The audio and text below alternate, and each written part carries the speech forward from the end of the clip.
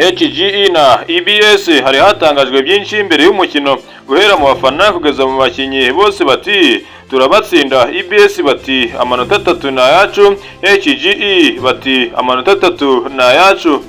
Wari umukino utoroshe ariko byarangiye amanota abonye nyirayo. Mu gitondo cya karekare bamwe baza n'ibinyabiziga abandi bagenda n'amaguru bahurira ku kibuga, bose barajwe inshinga no kureba umukino hagati ya HGE na EBS. Abafana sibo babonye umusifuzi aho amwifirimbi bati noneho match yatangira. Batangiye batakana ku mpande zombi, amakipe ashaka igitego gusa HGE bacurika ikibuga. Mu by'ukuri ubona ko bafite inyota yo gutsinda ari aba mbere cyangwa se gushaka igitego mu minota ya mbere. Bagerageje kenshi ariko byaje kubahira ubwo bari babonye umupira w'umuterekano watewe neza cyane na Eric Sintex, maze sitade yose barahaguruka.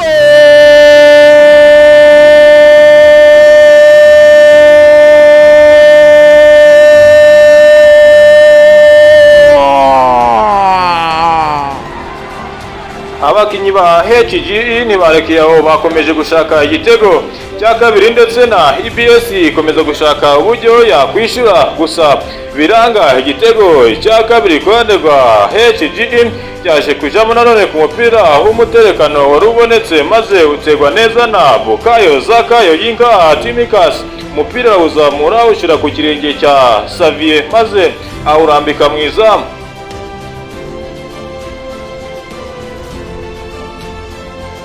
Gol.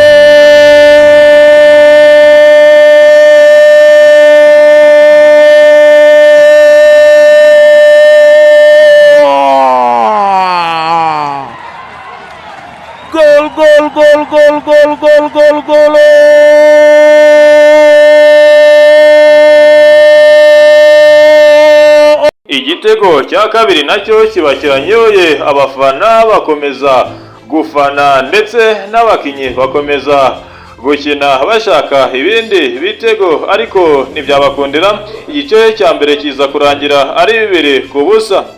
Igice cya kabiri cyatangiye amakipe yombi yataka kugira ngo barebe ko yatsinda ibindi bitego, ndetse na EBS ikishyura abatoza bagerageza gukuramo abakinyi bashyiramo abandi, bakoresha taktike zose zishoboka, ariko biza kurangira ari ibitego 2-0.